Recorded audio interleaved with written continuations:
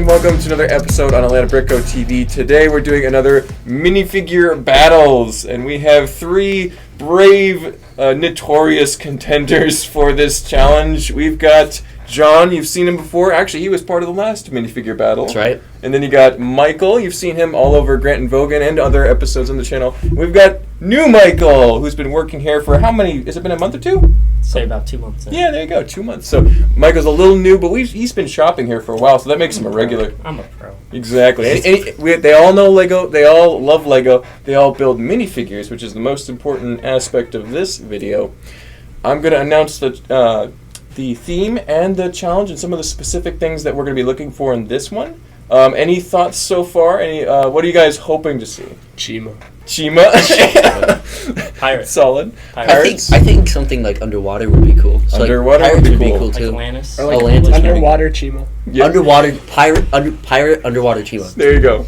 Yeah, we're not doing that. Oh my gosh. But hey, these are great ideas for next time. We'll do more of these. It's going to be sure. exciting.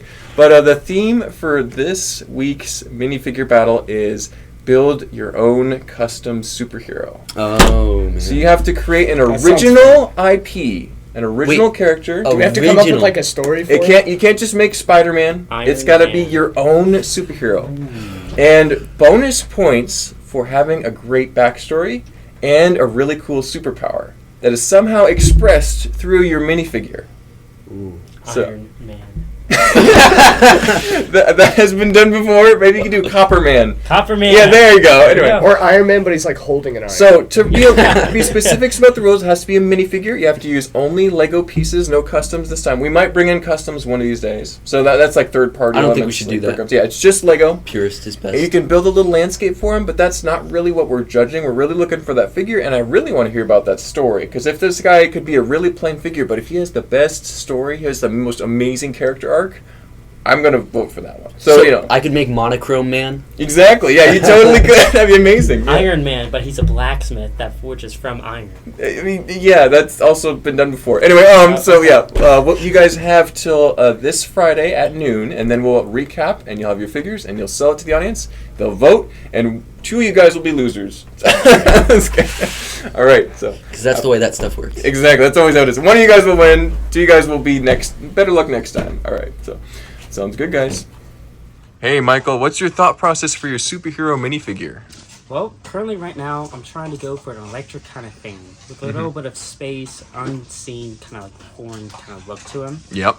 Trying to also find, like, he doesn't really have an identity. Can't really tell who he is just by looking at him. Gotcha. That's what I have right now. Kind of a mysterious figure then, right? Yeah, exactly. Interesting. Do you have any pieces that you picked out that are working for you so far, or is it kind of a mixture of things right now? It's just a mixture of things right now. It's kind of a prototype. Mm-hmm. Don't really want to show. It's kind of a secret right now. Oh, yeah. Keep it secret till the end. We'll be there in just a second. Don't so. want to ruin my chances. Absolutely. All right. Thanks, Michael. Yeah. Hey, Michael. How you doing? How's your figure going? Okay, so here's what we got so far. This is my hero. Mm-hmm. I used the gremlin hair on him, so his superpower is supposed to be that he runs pretty fast. He runs fast? He has little legs. So his power is that he gets these like prosthetic little energy leg things. Oh, that's And cool. I'm kind of torn a little bit because I also found this cool little hood piece. So I almost want to make that. But yeah, I've got a lot of ideas. Thought about giving him this little blade thing as a weapon. Gotcha. I got different helmet ideas. Mm-hmm. You know, just You're mixing and spitballing a little matching. bit. Yeah. Exactly. Yep. Sounds good, Michael. Good luck. All right, John, you're working on this is your second figure you've done for this contest. That's right. What are some of the processes going with this superhero challenge? So this time I took a completely different approach. Where last time I was kind of inspired by a specific piece. Mm-hmm. This time I was kind of inspired by an idea. I was kind of going for like a spirit, ghostly kind of creature. And so I kind of walked up and down our graveyard of minifigs here, like, okay, what are themes that have like ghost characters? Mm-hmm. So obviously you got Ninjago and Hidden Side were the two I kind of initially kind of dived right into. Mm-hmm. And I kind of chose the color scheme from that, which was kind of like, you know, a green and like a dark blue. Yeah. You know, that really like bright light green color. Gotcha. And then I kind of just started messing around with some accessories. And credit to Joe, I showed him my fig, and he helped me find the helmet piece, which I think really just completes the figure, and I think it really Pulls it all together. It pulls it all together. For Yeah. Sure. So I'm really excited about this one. Awesome. Thanks, John. So now we've got our completed superhero minifigures. Michael, and John have worked tirelessly. I will say, you guys put in quite the A for effort for this round, because all three of you guys, I think, from the first day, were getting pieces and trying out combinations. So props to you guys. Congratulations. But another congratulations to John for winning the last round, pretty much a landslide. Daniel and Ethan tried, and they did not do as well. But yeah, congratulations, John. Great job. You win this Mark exclusive ding dong. Oh my! Yes. Thank you. So you could be receiving really cool prizes for whoever wins this contest. Reminder to the audience: the winner of this contest will be decided by vote. So go ahead and let us know in the comments which one you like best, but they're going to get a chance to sell their figure to you to convince you that this is the best minifigure of the three. However, I like all of them, but let's start with Michael. You're closest to me. Describe your figure. What's the name? What's their superpower? What do we got? So this is Geode, I like to call him. Mm-hmm. So he is kind of like the planet. The planet gives him his power. So if he leaves his planet, the further away the planet he gets, the weaker he becomes. Mm. So his goal is he has to try to protect him, his family, the people of the planet, and the planet itself. So the planet gets destroyed by the Death Star. He also dies. Wow. So that would be his weakness. So he's an environmentalist. He's an environmentalist. Yeah. He protects the planet. He That's protects the animals. He loves them all. Awesome. Even though he doesn't look like it. Yep. His whole power is kind of like electricity, or like a freeze, you could call it. Energy. Kind of like an energy, kind of like the power of the earth, basically. Exactly. What are some of the pieces that you used on that figure? So, I used this from the brain piece from Alien Conquest. Mm-hmm. I think it looks okay. I like it a lot, especially with the accent of the blue and the pink on there. Mm-hmm. I also used the Iron Man Energy effect to represent him shooting at an enemy of some sort. I also used a double-bladed axe, kind of like Thanos a little bit, to kind of represent his weapon. Like an Inquisitor, he can spin it around Okay. super fast. He can't fly with it though. That'd be kind of weird. Mm-hmm. But he can fly on his own. That's what the ghost effect I try to use. This is from a Dementor from Harry Potter. Mm-hmm.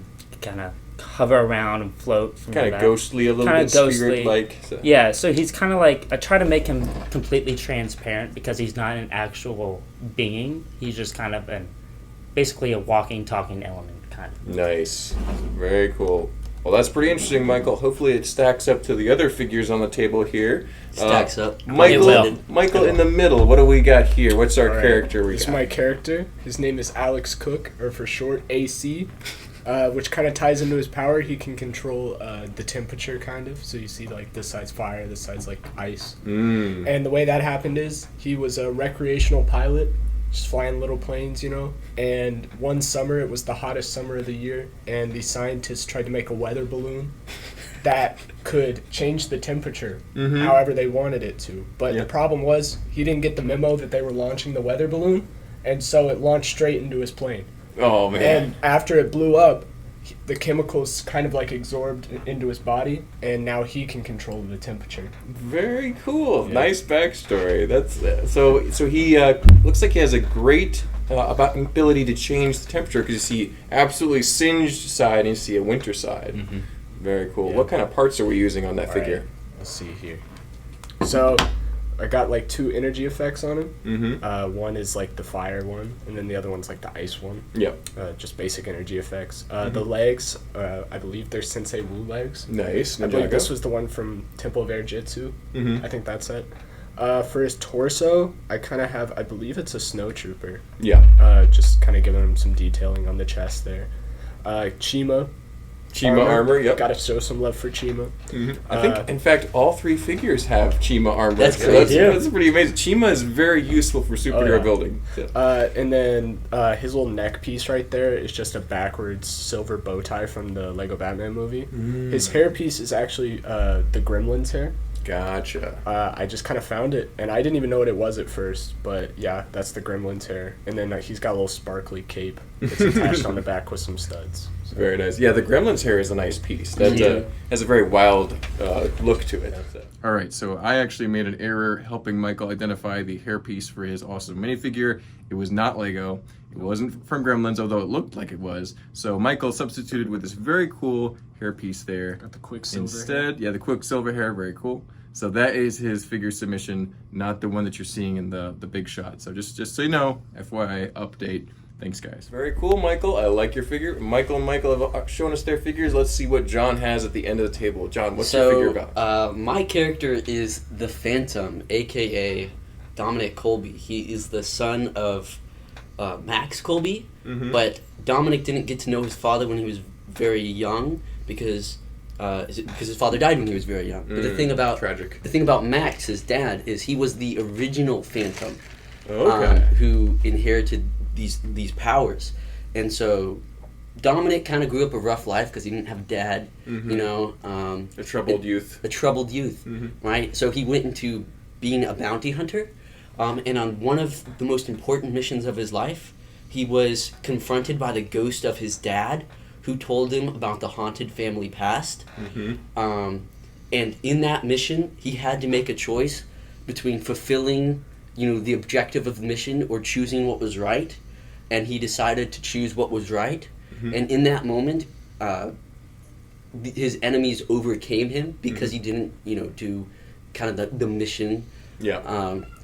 But the ghost of his father was like possessed into him at that moment, and so he inherited the powers and became the Phantom. Wow! So a family legacy, a haunted family legacy. Very cool. And you got quite the stand for your minifigure. What are some of the pieces that are being employed here to create this effect? Yeah, so kind of like Michael, the first Michael. I saw a lot of translucent pieces. Is kind of where I was inspired by.